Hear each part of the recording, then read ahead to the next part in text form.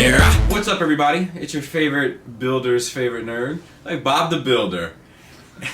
And what we have is we meant to film a lot more than what we actually did, but we ended up filming most of the process for Jabbas Palace.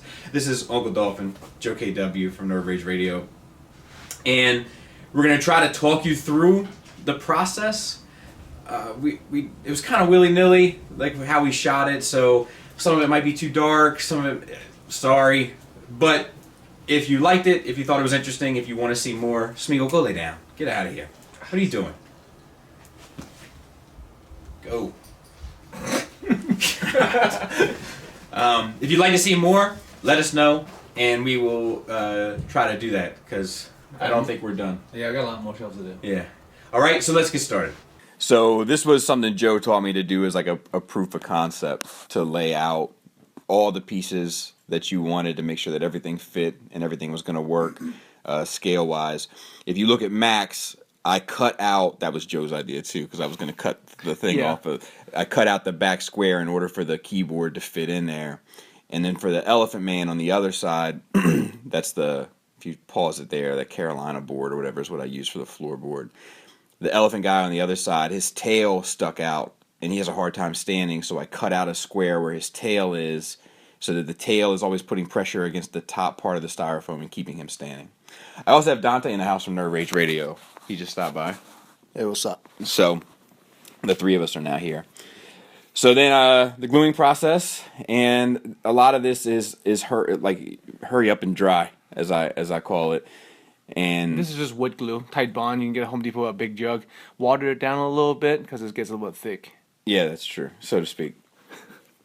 And it's still just making sure everything is in space. Now, Joe, go ahead and talk to him about this.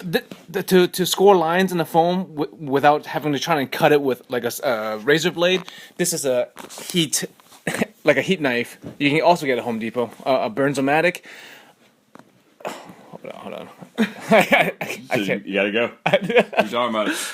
So what did you do? So I guess you have to read the direction and turn the knife on. Get a small tip. It comes with several tips, and when it gets hot enough, it will just melt the foam. So when you run your pen against any lines you draw, it would score a groove in there. So when you paint, you can see the detail.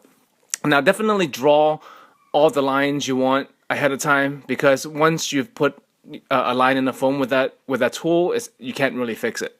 Yeah, we did do that, and then it comes with oh yeah, you were saying about the T-square too. Yeah, the metal T-square is good to keep straight lines, but you have to make sure the knife is on a higher setting, because that metal would sap some of the heat off from the knife.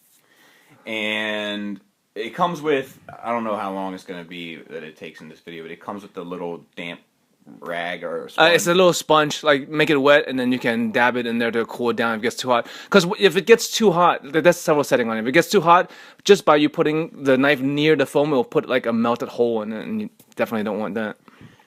And yeah, this came in handy, and it fills with butane, right? Yep, yeah. Just a can of butane. This was that tool. I don't know. I think if you're gonna do diorama work, it's like, because we did it for the steps for Naboo. Yeah, we made bricks out of the front of the foam, and I think I'm going to use it for like the cobblestone. We're going to do Maz's castle. Yeah, but definitely be careful. That is.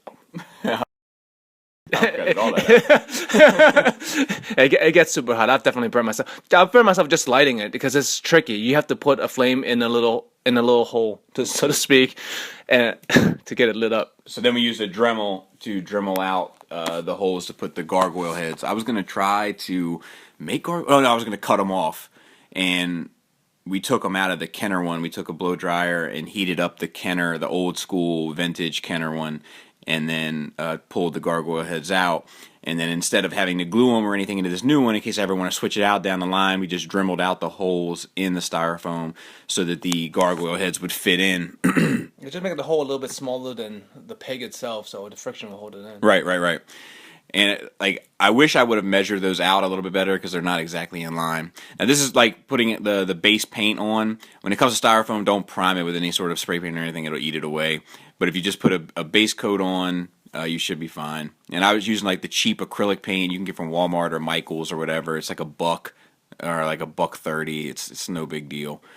And then you gotta hurry up and dry.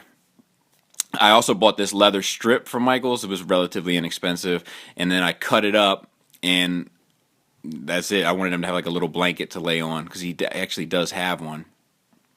This is washing it, I think. Yeah, so I'm washing it with the darker gray. What wash does is a little bit of paint and a lot of water, and it naturally fills in the recesses. And then I did the same thing to the leather strip to kind of make it look worn. This is cutting out the sidewalls. This is using plastic card, polystyrene plastic card. It was relatively expensive. It was like $6 a sheet. We used that for the sidewalls, and then those are pillows. This is out of order, but you're just gonna have to deal with it. I thought it was in order, but these are pillows I sculpted and laying down the base coat. This is the sculpting of the pillows. So this is a milliput. It's relatively inexpensive, and it's like a 2-part epoxy, and you just twist it up and sculpt it. What I did was made like perfect cubes, and then squeezed around the corners of the cubes to kind of flatten one side of it, and then each corner squeeze it extra tight. It gives a real good pillow effect. This is laying down a black wash for the cracks in Jabba's throne, and this is to give like just a little bit of extra depth to those lines to really make them pop out. Now, while I did this, I had a paper towel nearby to kind of smear the excess so that it didn't look like I was painting outside the lines necessarily, but it did look like it was worn and weathered. Black wash is something that rarely looks bad, especially on stone and filth and concrete and you know where you would have a lot of wear and tear.